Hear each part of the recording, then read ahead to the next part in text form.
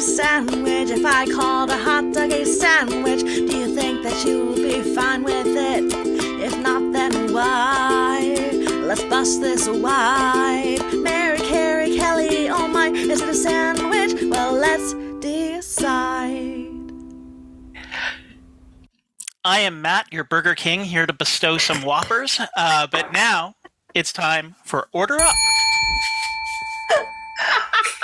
Oh, Matt. The quality of your titles is just getting higher with each time we do this. Gosh, if we get up to like episode 36, I cannot wait. Are you going to be knighted? Will you be Burger King by the time we get there? Yeah. I don't know, Matt. I should introduce myself. I am Kelly Zemnikas. Thank you all for listening to Order Up. This is episode number 5, where we are bringing our friends onto the show, our very talented, multi-talented friends. But we are ignoring their accolades and we're asking them some hard-hitting foodie questions. It is a good old-fashioned good time. And I'm joined, of course, by Matt and Mary Kennedy and Carrie Haim. Mary and Carrie, how are you doing today? Well, I wanted to say Matthew became king much easier than King Charles. I mean, he just put the title on. I mean, if there was that easy, look at you. There was no pomp and circumstance. He just said it, and it was. So I actualized it. I just actualized it. Wow.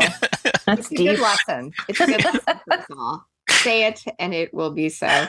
Carrie, how was your day today? How are the kids? The kids are okay. They often ask me about our podcast and about hamburgers, and we talk quite a lot about the differences. But my daughter said, Mom, maybe in a future episode, you'll have to talk about, is cereal a soup? And I said to her, oh, aren't you a brilliant 12-year-old? Oh, That's something to ponder, huh? Mm-hmm. The kids are wise. My children are very wise. Yes. My dog is barking in agreement. My dog is barking. I think this should be an episode. I want to ask a quick question to the podcast room here. Do we have a preference? McFlurry or Dairy Queen Blizzard? Anyone have any thoughts on this? I think I'm on McFlurry. I think I prefer McFlurry. Why? I think just because I've had them more often. Okay. I don't know if that's a good reason. I didn't I mean, there's definitely an accessibility issue when it comes to Dairy Queen in Toronto, at least. There's like 3 of them. But I have to say, I think the Blizzard is a higher quality. It's a higher quality Let me product. ask you this, Kelly. When they give you the McFlurry, do they flip it upside down so that, like, to show you that the gravity will not let it fall out? Because they do that with the Blizzard, and I don't trust the McFlurry if you're flipping it upside down. Yeah. I would not flip a McFlurry upside down, but I am very klutzy and I trip on very flat surfaces. So You're safer with a Blizzard then. Yeah. I feel like the McFlurry is too commercialized. I like the Dairy Queen Maine, a back road in Maine when I was a kid. Yeah. And it was hard to get. And there was one Dairy Queen that is now left in North Hollywood that I would drive specifically to when I was pregnant, when I was having a dairy craving. So I did not drive to McDonald's for that dairy craving. I went to Dairy Queen. So I live really close to a Dairy Queen, but I have to say, I don't get a Blizzard when I go there. We don't go often, but when I do go, I don't know if they have this in America. It's a vanilla cone with the chocolate dip. And so then the chocolate kind of hardens on the outside. Yeah. That's my favorite thing. that does sound good. There is no Dairy Queen within any radius of where I live in Toronto. But I will say, when I get a craving for McDonald's, I must go. I can't ignore it. Like, no dice. It must happen. I made the mistake of Uber Eatsing. Is that how you say it? But like Uber Eatsing, I'm just going to stick with that. Dairy Queen. And it, Wow. How do you do that? Well, there's 3 of them in Toronto, and you can order from them, but they're they're pretty melted by the time they get to you. Even if you pay for like express delivery of like 15 minutes early, it's it's not a good job. Yeah. Like soup. Yeah. There you go. I was Uber Eatsing McDonald's at the height of the pandemic because Toronto was so locked down. You left your apartment or your home for like medical, grocery, quick stuff. So I did. I'm not proud that I did that, but well, we accept you. We still accept you. Thank you, friends. I think we're at a good time to get a little factoid from Maddie Matt. I will bestow this whopper upon you. So I watch a lot of food YouTube, and it's interesting the things you can see. Like some of the brands like McDonald's and Wendy's and Burger King have adopted some interesting marketing plans. And I have to say, like, Wendy's has social media lockdown. Burger King has the weird stuff lockdown. Like you have and they've sort of done it a multi-layer. They've got store installations and campaigns. Like in Helsinki, you can eat a burger in a burger sauna, which is just a regular sauna, and you're sweating in a towel eating a burger, which is that's a choice. No. Sweat is not a topping. No. Yeah. But even more than that, like in Japan, they really lean into the embracing of wild ideas. So like they have one of their most expensive burgers there, which is the King Yeti Super 1 pound beef burger, which is 4 100% beef patties, 6 slices of Gouda, cheese, Caesar sauce, pickles, and a combination of Parmesan and Camembert cheese on a brioche bun, which sells for $15 US. To put that into perspective, the most expensive US burger is the Texas Double Whopper at $8.19 US. But here's the thing: like they even built an all-you-can-eat competition around the 1 pound burgers. They give you 45 minutes to finish a 1 pound Whopper in Japan, and if you finish it, you will get a free second. And then you will be invited to a special ceremony at Burger King's headquarters in Japan. If you do this, God. Like if you eat these, and I mean, and that's not even the weirdest stuff. Like they have in Germany, they had a pregnancy burger campaign. So that meant they had a Swiss cheese and Brussels sprout burger. Yeah, they had a ice cream and olives burger. Nope. Currywurst and fried herring Whopper. Nope. Are we being punished? What is happening here? They embrace the weird at Burger King, and I have to say I kind of respect them for it. Like it's just go for it. Oh my gosh. But I have an issue. I have an issue with Burger King, and and listen, sponsor us, Burger King. We'll take it. But I do not buy that they grill their burgers. It's like they paint it on. I think it's painted on. I don't think it's real. They're steamed because I for a brief glorious moment there was a McDonald's and a Burger King right across the street from my house, so I could. Yeah, I could like go to either one, and I eventually I got so tired of McDonald's, I started going to the Burger King. Now they're put on the grill semi-cooked, so they're still kind of like steamed like the McDonald's burgers are, but they are seared. There is a grill back there, and you can see it, at least the ones that I was at. All right. So it's but I mean, and it's like 80% cooked. How cooked is that really? It's just like introducing it to a flame to give it like a bit of like a stylized look, but it's still pretty much a boiled burger. But do you think that a Burger King burger tastes like a burger that you grill on your grill? No. No. No, but it tastes more like a burger than you grill on a grill than a McDonald's burger. So it's if it's a sliding scale with White Castle at one end and then a burger you grill on the other, it's like White Castle, McDonald's, Burger King, Wendy's, and then like actually good burgers after that with your homemade burger at the end. Well, but we have In-N-Out in Los Angeles, and I have to tell you that burger is the closest to. Oh, really? Yeah, It's something so that good. I would grill. I would grill on my. Oh, I've never had an In-N-Out burger, and I just kind of assumed it was McDonald-esque or something. No. Oh, No. next time I'm in America, I'm going. Yeah. Okay. For us, it's closer to a chain we have called Burgers Priest. Okay. Yeah. Okay. Burgers priest. Yeah. As if one is praying to the altar of the burger. Please order off the secret menu. You can find it online. Order off the secret. Oh, I will have to look that up. Thank you, Kelly. Well, and King Matthew, I do want to tell you something about Japan. I did have a burger in Japan, Ooh. and Nice. everything in Japan is much smaller.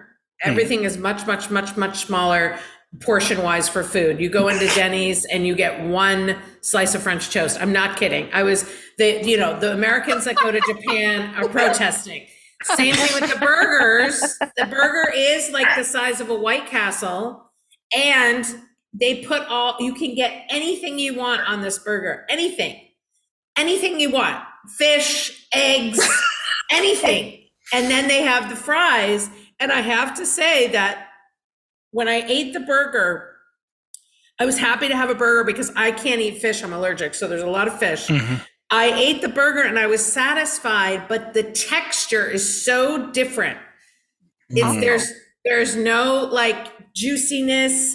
So when I ate it, I thought, am I eating a real burger or is this not a real burger? Is this something different? That's a game you want to play at a restaurant. Is this real food? You know, Mary, at our house, we actually had a barbecue the other night. It might be the last one before, because of course it's getting colder here and it's really fall and all the leaves are falling. And so my son is a very, very picky eater, but he will occasionally eat a burger, usually not with a bun, just literally the patty.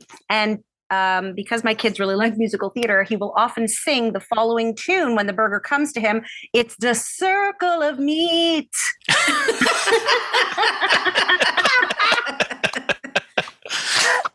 Well, I'm quite an glad event. Yeah. yours was meat because I don't know. It was a very interesting. Now it could be because one of our episodes before we talked about oatmeal in a burger. Yes. Yep. It felt like there was a little bit of oatmeal in that burger. Now, could it also maybe be a food standards thing where it has to be like properly cooked to a certain temp? Like we were talking about how in Canada, medium rare is actually like you can't have a medium rare burger legally, which is that's kind of like the ideal spot for most burgers. So maybe their food standards, it has to be much more cooked than we're used to here.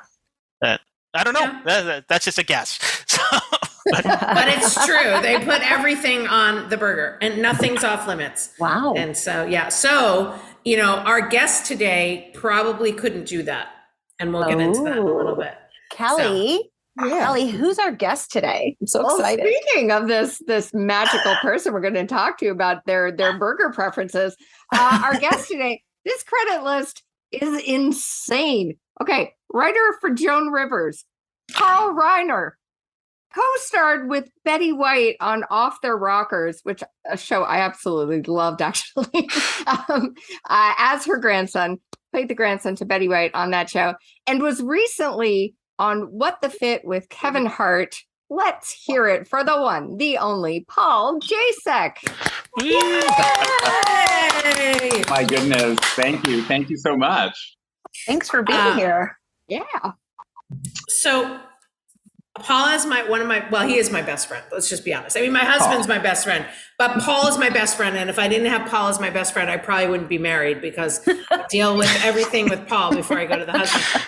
But Paul and I snack a lot after gigs. Remember we talked about that with other comics that we've had performers on. So Paul and I have ate at many restaurants. We break bread together. So there are many things about Paul that I adore, and there's many things about Paul that I just scratch my head, like his eating habits. So I thought, what a great person to come on Order Up and talk about one of his favorite meals, a hamburger. Would you say that's correct, Paul? It is. It's probably my favorite. Well, macaroni and cheese is a real second, though, man. Nice. Yeah. And together, I'm in heaven. Not on the burger next to it, but I'm pretty happy. Yeah, I have the palate of a 5-year-old. He does not like food to touch. So. No touching. No. I have a divided plate. You know, when people come to have dinner at my luxurious beach bungalow, my plate still has little ducks on it. I mean, it's a divided plate. I don't make food touch. No. So what is a meal, Paul Jacek, that instantly takes you back to childhood? A burger. Now, I grew up in a farming community in Colorado.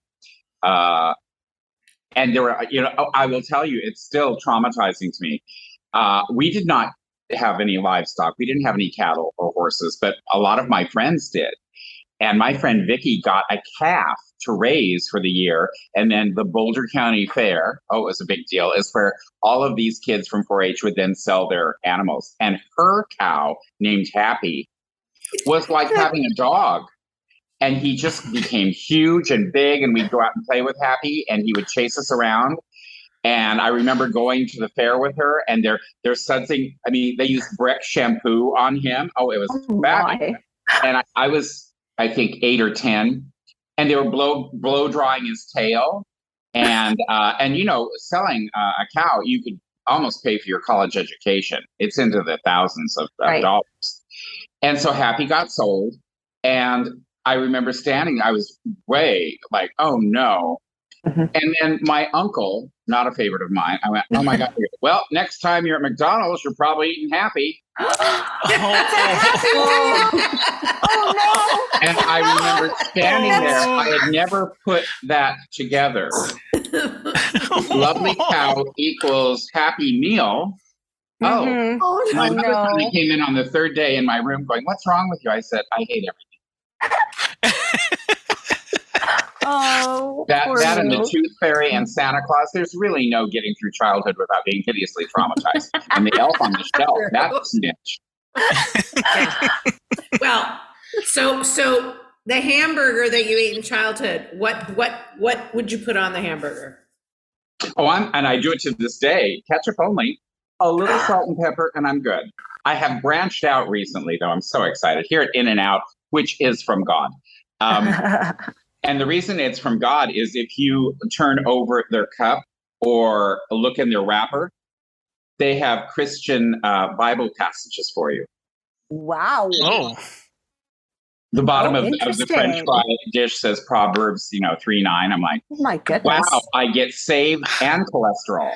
Phenomenal. I really like that Paul just puts ketchup on his burger because I just put mustard on my burger. Like I'll eat a hamburger like from McDonald's or Burger King, like however it comes, but a barbecued burger, I tend to just put mustard. So I could go out for dinner with Paul. He could have the ketchup. I could have the mustard. And you can tease us all you like. And that's it. We can do that. Now, I have recently, I don't know about you, if you got daring, I will put Grey Poupon on mine sometimes. Ooh. Oh, I know. Too fancy. Luxury. I know. Yeah. But it took me 38 years to get there. And then he'll say, and I quote, he'll go, can I get a side of ranch or blue cheese for my fries? And I'll be the happiest boy on earth. And sometimes he'll get both, and sometimes he'll get one or the other. So it's very exciting. Okay, what is your favorite, and it doesn't have to be burger related, what is your favorite late night snack, Paul Jacek? Chex Mix. Ah, nice. Nice. Quality answer. Yeah, I make a really nice Chex Mix, I'll tell you what. In fact, I hadn't had it for years. Mary loves the story. And I found it on the box, the back of the box. And I remember it from my childhood. And it takes an enormous amount of it. You have to have rice Chex, corn Chex, and wheat Chex, but 3 cups of each of it. So there's 9 cups of cereal. So I am, I'm putting it in my oven. I'm timing it for 15 minutes. It's roasting beautifully. I do not use bagel chips. Oh, no. Skip those. That's not the way I remember it. So it tasted so delicious. And it was a busy day and I had it cooling on the counter and I'm whipping through the kitchen. And then I realized it's almost gone. Well, I was supposed to make some of that for an event the next morning. So I quickly, once again, three cups, entire stick of butter. I'm making another hour to roast all of it. I do all of that. So once again, I'm busy and I ate almost another half of it. The fact that I didn't swell up like a tick from all of the salt. Unbelievable. I almost had to make 3 batches to take it to work the next day. But that's my favorite late night snack is Chex Mix. Yeah. This is a good one because you're dating more than most people I know at this point in our lives. What is the worst meal to eat on a date? Oh, that's tough. It depends on which date. Now, gay men are a little different than perhaps other sections of the society. If you're going out to eat beforehand, this is not going to go very far. Right. Yeah. There's that tired old joke of what does a lesbian take on a second date? A U-Haul. What does a gay man take on a second date? Second date. So if in fact I have gotten to that moment where we're actually dining. Now I just got what you said, and I've known you for years. So you don't go out to dinner? There's no repartee and talking and getting to know one another? Oh, Mary, everybody looks the same face down on the pillow. Oh, all right, okay. There's no FCC. Okay, right. Move on.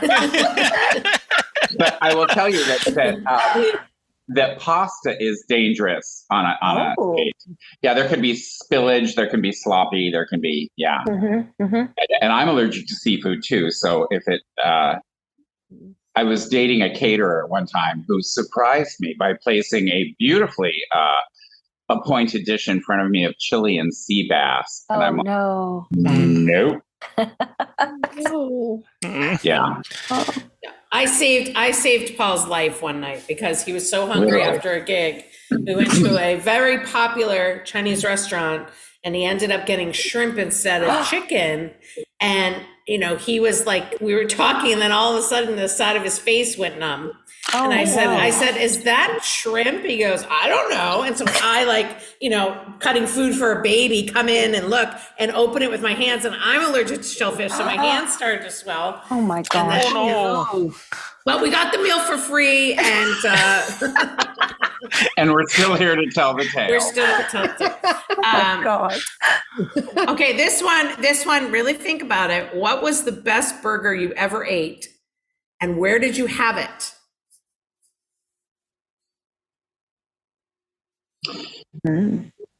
I think one of the best burgers I ever ate was in Denver, and it was a blue cheese stuffed sirloin burger on a beautiful bun. I have a thing with brioche buns. I don't like Vaseline on my bread. I don't know.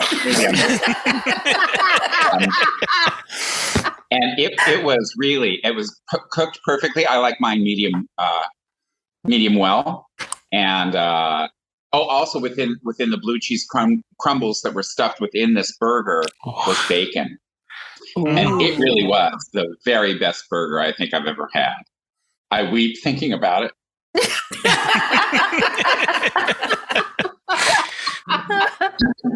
Did you eat it with fries? Did you have anything on the side? Do you remember? It was such a fancy little restaurant called The Broker. We had pommes frites. Oh, excusez-moi. Yes, indeed. Je m'appelle Paul pommes frites. Yeah, I speak French. What's the difference though between a pommes frite and a fry? Nothing. Nothing, Mary. Sometimes you just have to lay it out. Yeah, you have to lay it out in front of her. Yeah. They sometimes throw duck confit, but that's just fancy fat. True. I think I want to strip under that name. Fancy fat, yeah. And finally, Yes. this is where the tension builds. Is a hamburger a sandwich?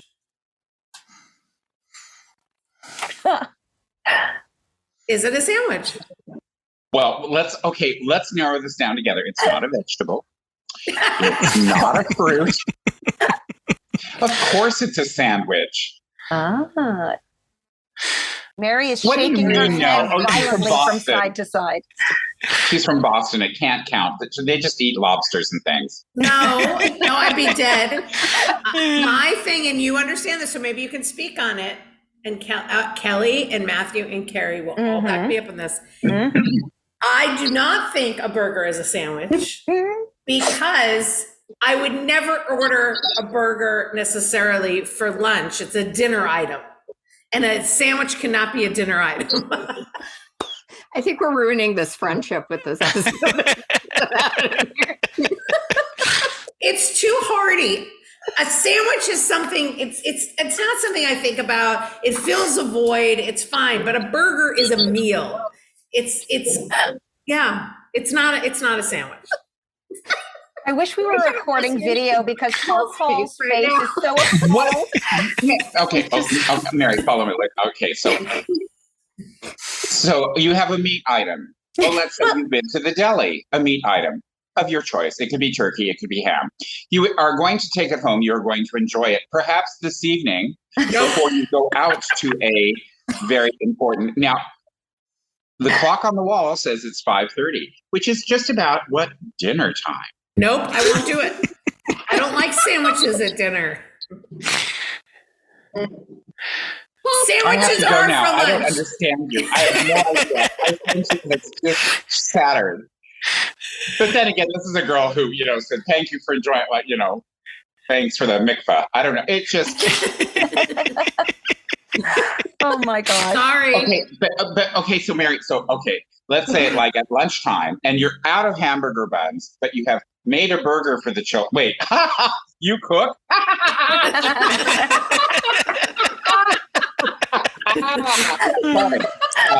And you were just using bread. If you put the hamburger patty between bread, is that a sandwich or a burger? Oh, she's thinking. This is lunch we're still talking about? No. That would be a patty melt. But my pedantry here, 1916 was when the burger bun was invented. Prior to that, it was on sliced bread. Right. I love you, Matthew. So there, Mr. Kennedy. I hate you, Paul. You're moving me a little bit on the needle, just a little. Okay, now I have a question for you. There is a place that we occasionally go to that is kind of Tony. It's a very Hollywood spot in the Valley, be that as it may. And they have pasta for breakfast. What? What? I need to move to California. That's what this boils down to. Oh, come on, Matthew, please. I have an extra beach trip. I won't do that. I won't do that. Paul and I will go out for pizza and he'll eat that pizza for breakfast the next morning. I am appalled. I'm with Paul on that. That's a breakfast. No, it's not. Just like my mother used to have chicken and baked potato for breakfast. No! Eggs belong in breakfast. Oh, I don't do eggs. I don't do eggs. But I can't have, that's too much of a dinner. Plus pizza is a dinner item. Pizza's not really even a lunch. Mary. No, it's an anytime item, Mary. Mary has this thing about the clock and the food, and I don't know what's going on at Mary's house. It's so complicated. 20 years this has been going on. I'm so sorry, Paul. You look good for all you've put up with. Well, I'm only 45. I can tell. I mean, 70. Jesus. But Paul moved me a little bit closer to the fence because he could not. I cannot dispute the fact that if I had to use bread instead of a bun, we might be heading towards a sandwich. Wow. This is something. This is breaking news. This is a moment. Let me make a note of this. There we go. This 10, is a 25. big moment for Mary to move even a little bit closer to the fence. I am floored by this news. Yeah. I'm very proud of you, Mary. Good for you. Well, I'm sort of caving. You're sort of caving. Atta girl. Embracing change. Embracing change. That's not it, caving. Matt. A She's little bit of- embracing change. So Paul is the hamburger whisperer. Is that what we're saying? Yes. The real Patty Pal. There you go. There's the other name I want to dance under. Patty Whoa. You know, Paul, I also talk to menus. There's lots of things that I do. The food things that Mary and I experience, I have to tell you, and we have been all over this great nation of ours. We have traveled as stand-up comics together, but we both have a texture issue. You know, there are some texture, like Velveeta cheese. I just can't. Right. Slick. Oh no. I will crawl the ceiling like Spider-Man. I cannot. Or okra. Oh no. Oh, I can't. Yeah, no. Or oysters. Oh no. No. But I was at Mary's one day, and she had a full day. She was teaching. I was taking care of the kids. And I came from a fairly structured home, and the ladies in my home were homemakers. Mm-hmm. And Mary didn't get the same training I did. So I turned to her. I said, "What are you making for dinner?" So I whip into the refrigerator. I see that she has some chicken.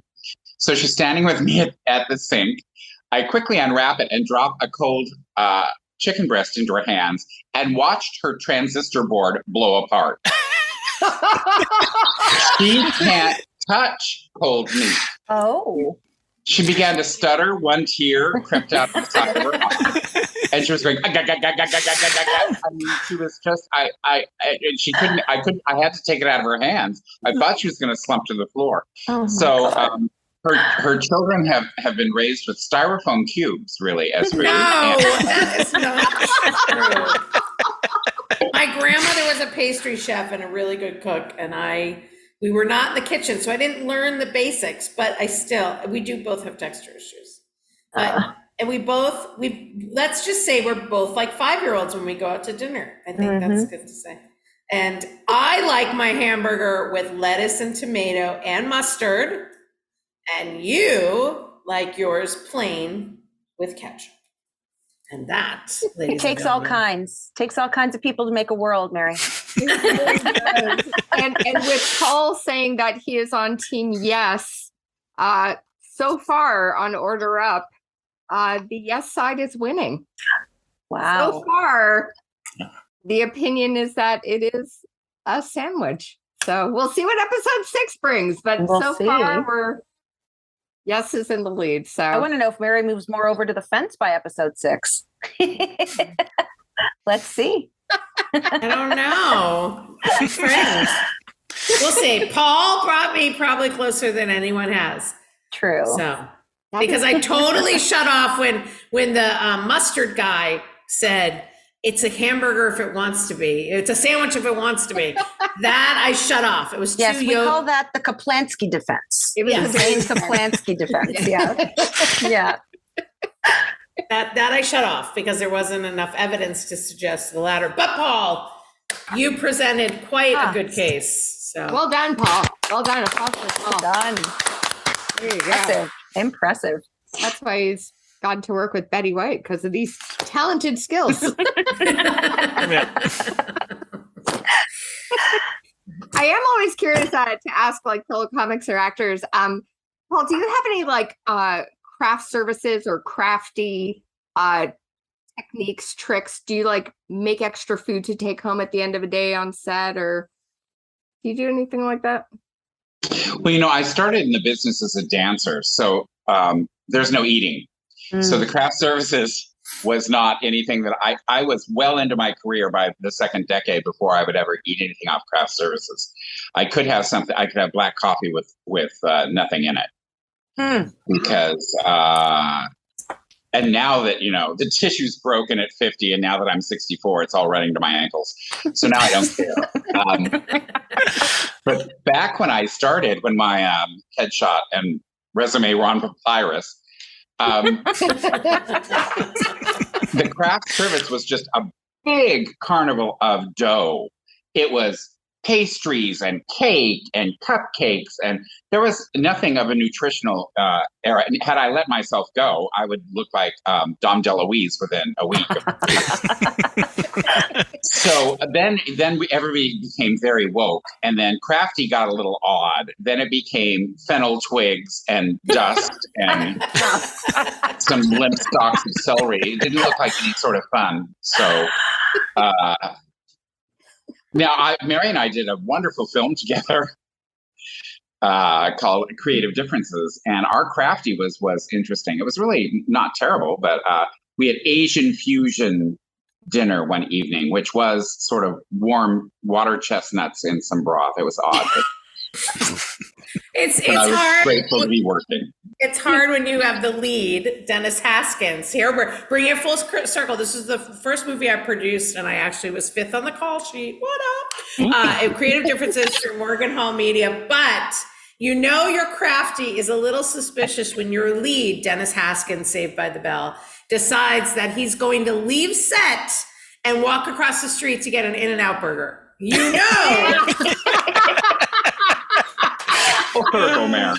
Full circle. Nice. Remember? And we had to send the PAs, because Paul was also our wardrobe soup. We had to send our PAs across the street with him to make sure he'd come back, because he was like, what? I just want a sandwich. See what I did there, everybody? Very nice. We know where he stands.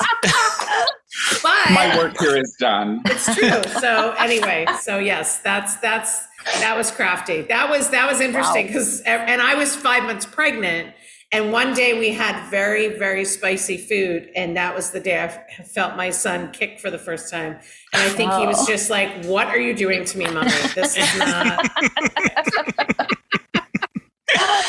Oh God! There you go. Oh, goodness me. Well, thank you, Paul, so much for joining us today on Order Up. I love the fact that you moved Mary closer to the fence. That is a commendable feat. We're going to see what happens in episode 6, everybody. Does Mary fully change things? What's going to go down? We'll have to tune in next time to Order Up.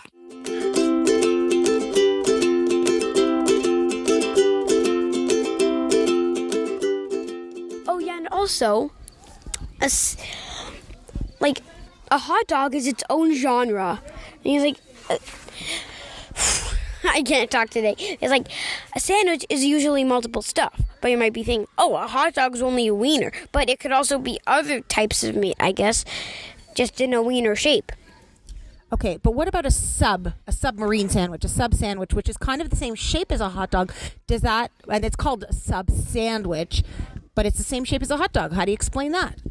It's not a sandwich. It's a sub sandwich. It's its own version of a sandwich, but it's not a regular sandwich. Okay, thank you.